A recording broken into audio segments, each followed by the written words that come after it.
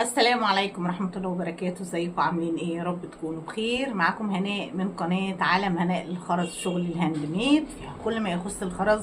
اللهم بارك، عدينا ال 160 او 165. اللهم بارك، اللهم زد، بطلنا نعد يعني قربنا على ال 200 موديل على القناة بأمر الله، الحمد لله. اتميزنا بشغل الشنط. قناتنا من اوائل القنوات اللي ركزت على شغل الشنط، مش شنطة واتنين، لا، اكتر من 160 موديل. عملنا كورس كامل للمبتدئين، عندك موجود على القناة في صندوق الوصف. في اي فيديو ادخلي تحت الفيديو هتلاقي كلمة المزيد، دوسي على كلمة المزيد هيفتح لك صفحة، هي دي صندوق الوصف، هتلاقي فيها جميع اللينكات اللي انت محتاجاها. كمان ركزنا على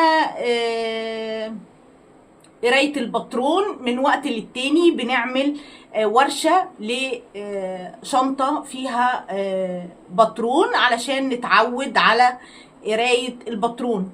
ابتديناه. وكمان ما تنسيش في فيديو مهم جدا عندك على القناه اسمه تعالي اعرفي طول وعرض الشنطه. بعرفك بالنظر ازاي تعرفي عرض الشنطه كام غرزه، في الطول كام غرزه، هتاخد منك قد ايه في الوزن برضو بالنظر.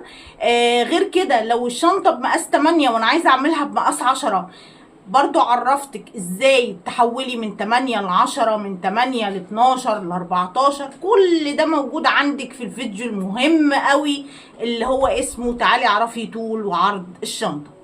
عملنا شويه اكسسوارات كده على القد من بواقي الخرز واللولي اللي انت بتشتغلي بيهم في شغل الشنط. هتقدري تعملي احلى اكسسوارات تطلعيها كادو على الشنطه اللي انت عاملاها على الاوردر يعني، او لنفسك. شويه فوانيس على القد. في ناس احسن مني 100 مره في شغل الفوانيس، ربنا يديهم الصحه وطولة العمر يا رب، اتعلمنا منهم كتير، ربنا يديمهم في حياتنا. عندهم فوانيس ولا اروع، ونستنوا منهم شغل جامد قوي ان شاء الله للسيزون اللي جاي. طيب احنا النهارده جايين نعمل ايه؟ هنعمل شنطه جديده. الشنطه دي عملناها قبل كده زمان، كانت برضو تصوير قديم، وجات لي اوردر لبنوته زي القمر اسمها ايه. البنوته دي هي من عملائي من زمان قوي، ربنا يبارك فيها ويحفظها يا رب، اخر ادب واحترام. طلبت مني الموديل ده، فقلت بالمره نعمله على القناه بتصوير جديد، لان هو طالع ترند دلوقتي قوي. فبنات كتير بتبعت لي عليه ومش شايفين الفيديو لانه تحت خالص، لانه اتعمل في بدايه فتح القناه. يلا بينا ننفذ الاوردر بتاعنا. طيب احنا حضرنا ايه؟ حضرنا نص كيلو ده عسلي جونجون.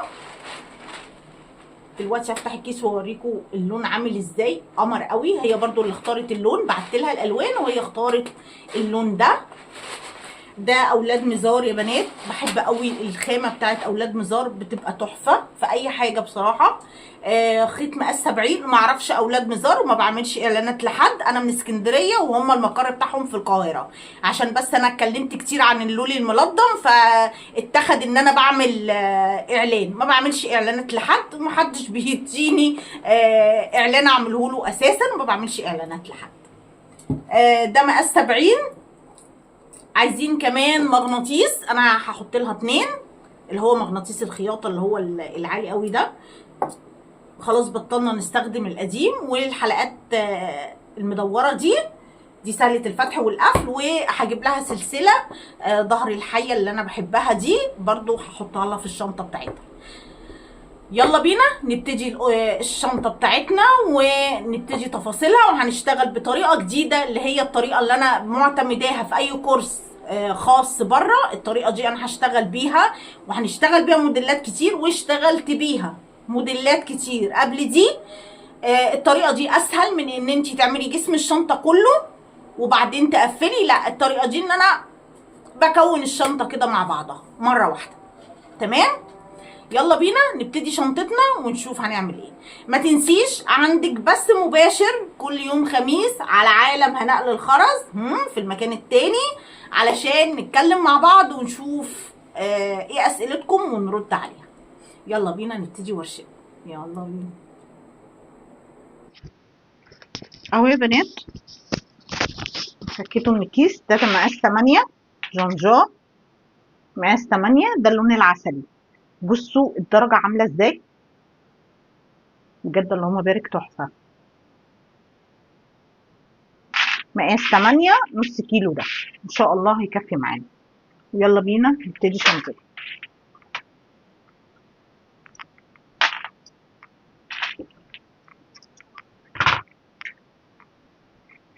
قطعة خيط يا ست الكل.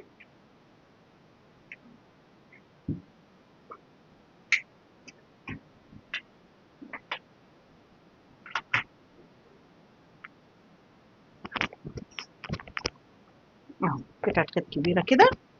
وجهزي معايا 4 خرزات. 1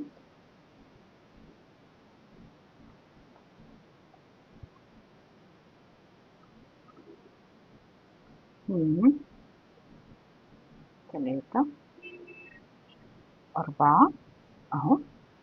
وهوصل الخيط بتاعي هنزله لغاية تحت كده. الخرز بتاعك نزله لغاية تحت.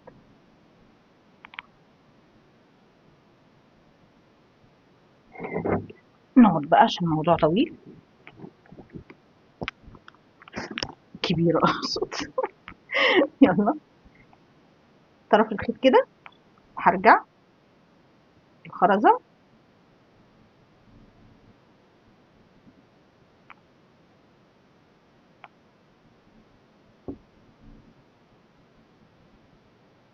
وادخل الطرف التاني.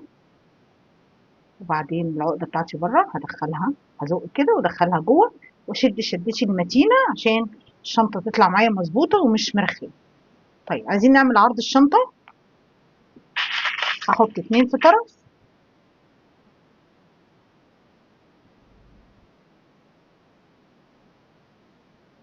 وارجع كده اعمل الحلقة بتاعتي. تمام. دخلي الطرف التاني فيها، حضريه كده وبعدين نزلي خرزة جوه الحلقة بتاعتك. تمام اهو. دخل برضو العقدة جوه واشد. تمام كده. تمام كده. تاني 2 في طرف وارجع.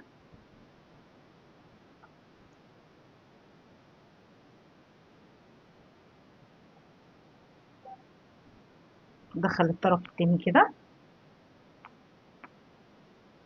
واحط خرزة الطرف التاني وسقطه انزله تحت اهو جوه الحلقة. فاهمين ازاي؟ انزله كده ينزل جوه الحلقة. تمام.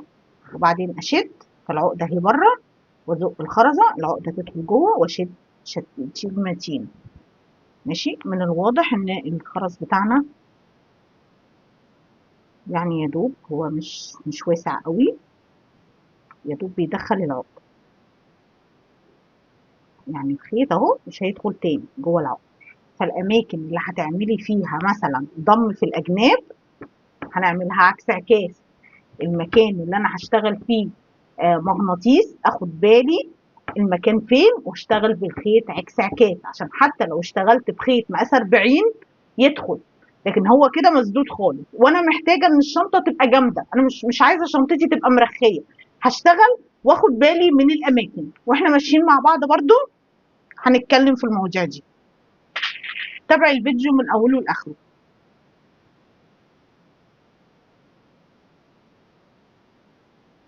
اهو 2 في طرف. تمام. وواحده في الطرف التاني.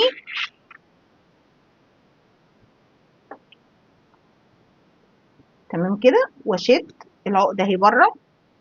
هزق عشان العقده تدخل جوه واشد الشده دي عشان الشنطه تطلع معايا جامده. فالهواء اللي جوه العقده ده هو اللي بيرخي الشنطه بعد كده. انت لما بتشدي الخيط من الطرفين الهواء ده بيطلع فالشنطه بتفضل ماسكه نفسها. اقسم بالله العظيم البنوته اللي بعتلي على الشنطه دي ايه وهي متابعاني وبتشوف فيديوهاتي لان هي فعلا بتحبني من قلبها.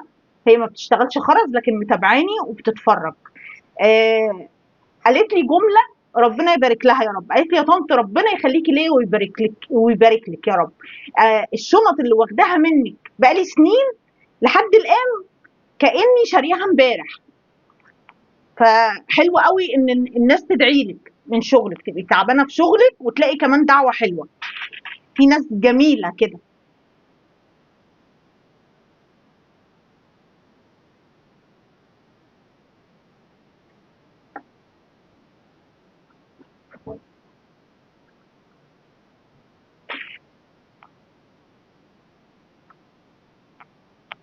طيب كده عملنا كام غرزه؟ 1 2 3 4 5.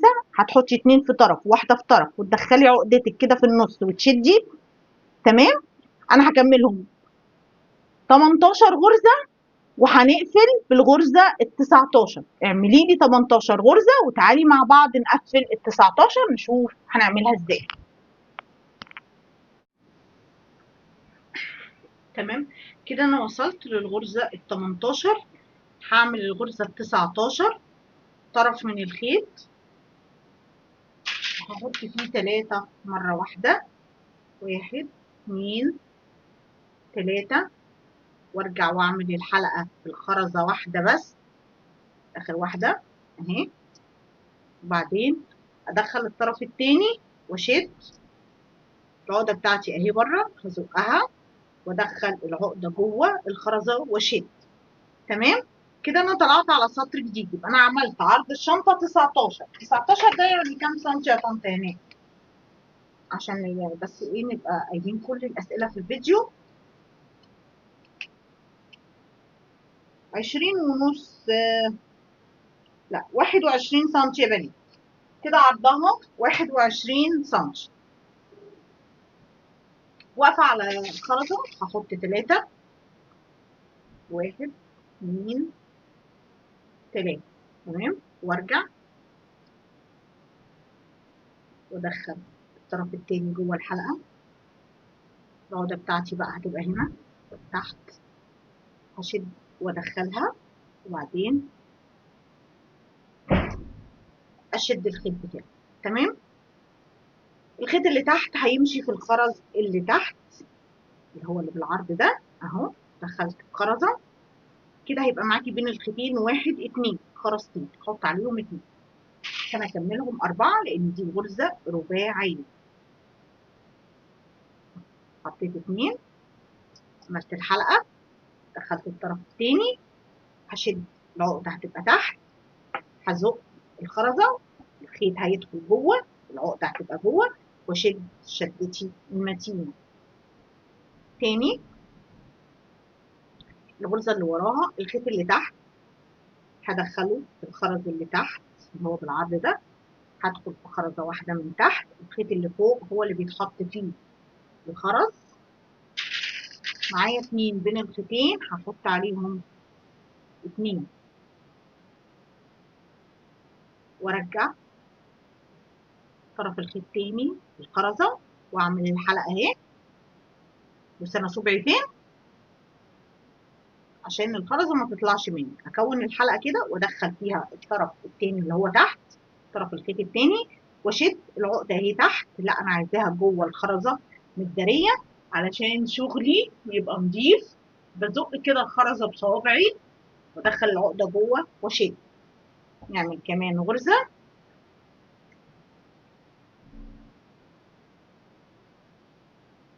هدخل الخيط اللي تحت في الخرز اللي بالعرض اللي تحت، الخيط اللي فوق هو اللي بيتحط فيه الخرز. هحط 2 وارجع واعمل الحلقه وادخل الطرف التاني من الخيط واشد وازق عشان العقده تدخل جوه واشد الخيط شده متينه. تمام. هشتغل كده لغايه ما اوصل لاخر غرزه. انا بس هرجع في اخر غرزه اوريكي ازاي بدخل في اخر خرزه وبشتغل الغرزه الاخرانيه ازاي، وازاي ببتدي السطر الثالث وبعدين هنكمل. استنيني اخلص وارجع لك تاني. كده وصلت لاخر غرزه. الخيط من تحت برضه هدخل في الخرزه اللي بالعرض دي اللي تحت اهي. تمام. بس بقى مش هحط خرز في اللي فوق، لا، هتمسكي شغلك كده وتقلبيه الناحيه التانيه. تمام. والخيط اللي من بره اللي انا دخلته في الخرزه اللي في العرض دي، هو ده اللي انا هحط فيه الخرز فيه. 1 2. تمام. يبقى انا كده طلعت على السطر التاني. بكده انا هبتدي السطر التاني. تمام. الخيط اللي من بره انت واقفه على خرزه واحده، هتحطي 3 2 3. تمام. ما تنسوش اللايك يا بنات من فضلكم، اللي وصلت معايا لغايه هنا من فضلك حطي لايك، وحطي لي تعليق كده حلو منك، تعليق 2 3 على قد ما تقدري. حطي لي تعليقات طول ما انت بتتفرجي، حطي تعليقات تحت الفيديو عشان يرفع الفيديو. ما تنسيش كمان لو تقدري تعملي مشاركه، يا ريت، يبقى انت كده خدمتي طنط هناء قوي. تمام. الخيط اللي تحت برضو هيمشي في الخرز اللي تحت. انا هكمل معاكي الغرزه دي ليه؟ احنا كده خلاص بقى هندخل في خرزه خرزه من تحت ونحط خرزتين من فوق. عايزه اوريكي التبديل في الخيط لما الخيط يقصر معاكي. يعني انا الخيط اللي انا هحط فيه الخرز هنا ده قصير، والتاني اطول، التاني طويل. انا محتاجه اللي انا بحط فيه الخرز هو اللي يبقى طويل. تمام. فهعمل ايه؟ هحط فيه الخرزتين عادي اهم، بس مش هرجع ولا اعمل حلقه ولا اي حاجه، لا. اهي الخرز اهي انا ماسكاها في ايدي، هي في الخيط اهي. خدي الطرف اللي من تحت اللي هو الطويل ده، الطرف ده، ودخليه في الخرزه كده من تحت لفوق اهو، وشدي الخيط، شدي الطرفين كده. انت كده بدلتي الخيط. سايبه يا طنط هناء وما فيهاش عقده، اشتغلي اللي وراها يا ست الكل. الغرزه اللي وراها اهي، هدخل واشتغل عادي، احط خرزتين فوق واربط، ارجع كده اعمل الحلقه بتاعتي واربط واشد كده. انا مسكت الغرزه اللي وراها اهي ثابته ومتينه وما فيهاش اي حاجه. ده دي حركه التبديل اللي انا بقول لك عليها، اللي مثلا هنيجي في الجنب في مكان معين والخيط عندك تخين فتشتغلي بالتبديل. او لو انت عندك خيط اقل من ده، يعني انا عندي الخيط 60 ده 70، عندي انا خيط 60، ممكن في الجنب اشتغل بال60 علشان لما اجي اضم الجنب ما يبقاش عندي عقد واعرف اتحرك بالخيط زي ما انا عايزه. ما عندكيش، هتشتغلي بطريقه التبديل اللي انا لسه موريها لك دلوقتي. يعني مفيش عقده هتبقى في الخرز، فهتعرفي تلفي فيه مره ثانيه بخيط اقل برضه. انما ال70 لو ضيق استحاله تخشي فيه مرتين. القطعه كده انا وصلت للسطر الثالث. كمليهم 5 سطور ونرجع مع بعض نشوف هنكمل شنطتنا ازاي. خلصت ال5 سطور زي ما احنا شايفين.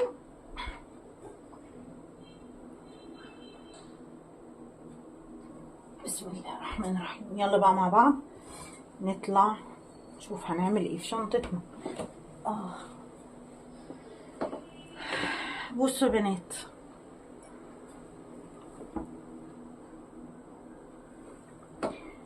انا واقفه اهو على خرزه.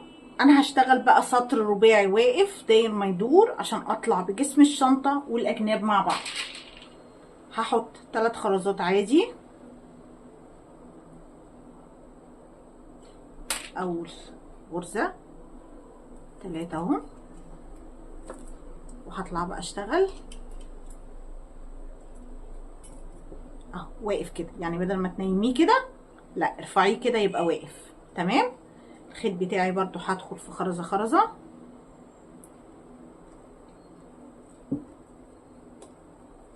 اهو، احط 2.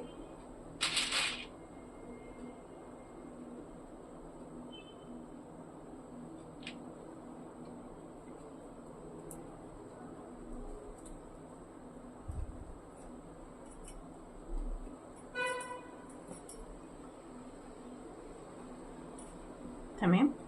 اللي وراها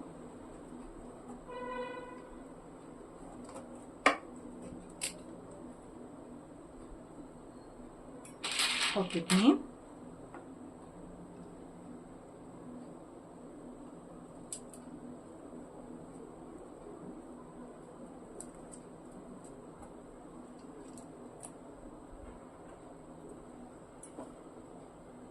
وهكذا للاخر.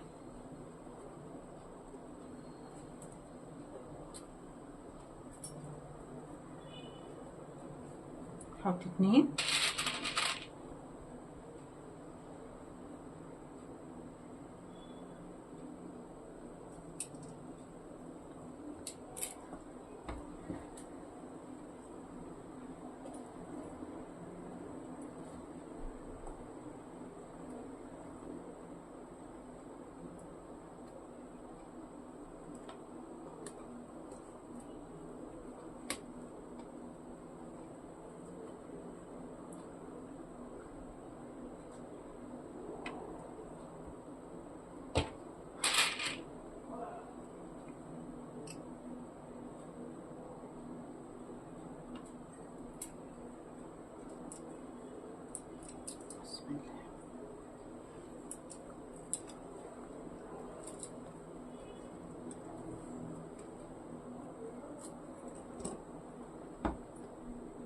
تيجي العقدة كده في النص.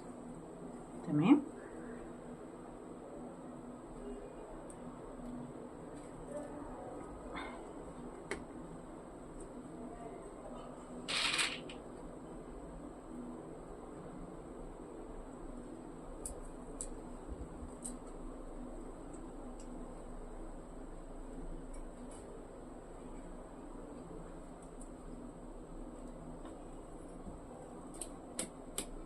هفضل ادخل في خرزة خرزة واحط 2 لغاية ما اوصل لاخر غرزة في السطر، وهقولك هنلف ازاي.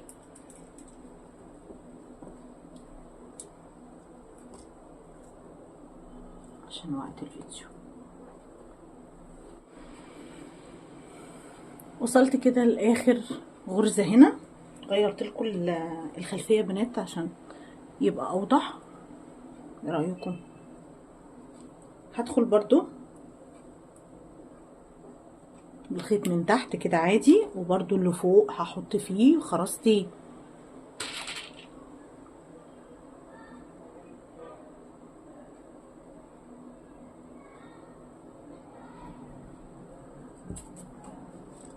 تمام اهو، ولا قلبت الشغل ولا قلبت طريقة الخرز، يعني حطيت برضو في الخيط اللي من فوق، ما قلبتش الشغل ولا اي حاجة. تعالي كده بقى في الجنب كده عشان احنا هنشتغل على ال5 دول. الخيط اللي تحت برضو دخليه في الخرز اللي تحت عادي. ادي اول غرزة من ال5. تمام. الخيط اللي من فوق معاكي اهو 2، هتحطي عليهم 2.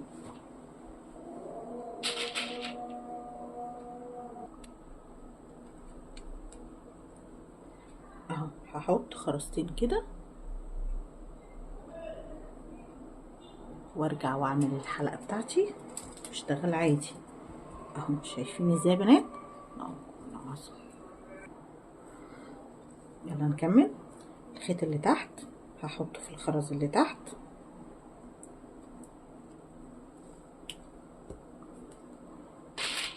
احط برضو خرزتين.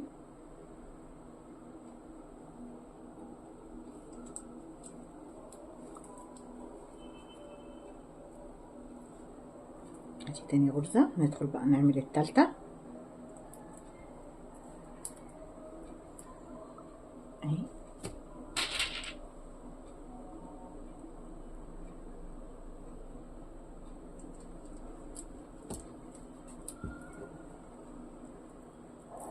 تمام. ودي الرابعة.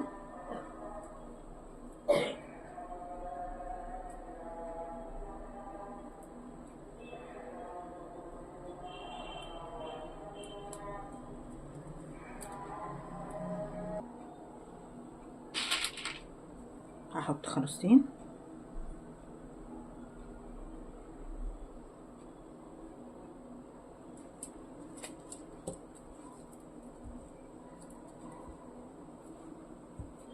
دي ال5 اللي هي اخر واحدة في الجنب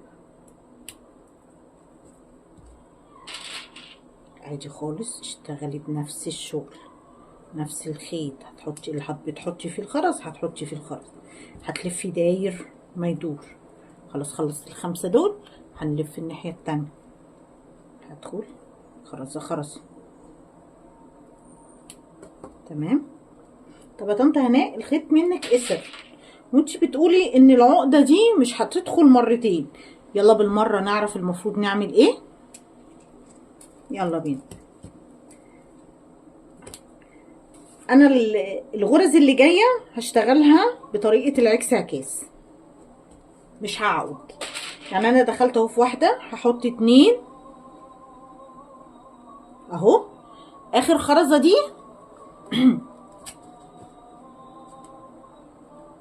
هدخل الطرف التاني كده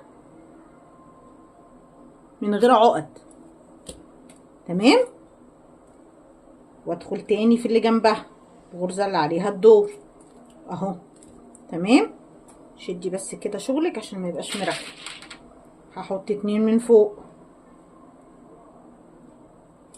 اهو. انا شايفه ان انا قدامي كام غرزه والخيط خلاص هيخلص. الكام غرزه دول مش هربط فيهم، هعملهم عكس عكاس اهو زي ما انتوا شايفين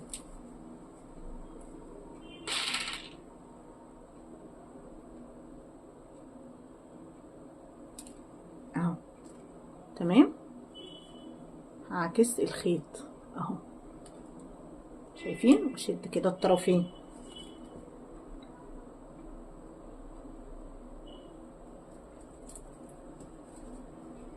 اهو. تمام اهو. 2 اهو. تمام. الخرزه اللي فوق الطرف التاني دخليه في الخرزه من تحت لفوق كده وشدي الاتنين كده.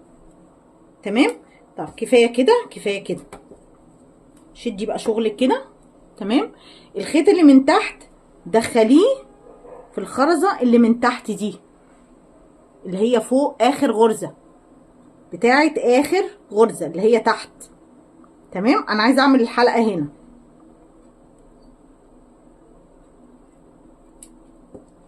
تمام كده. تمام. واللي فوق هحط فيها الخرزتين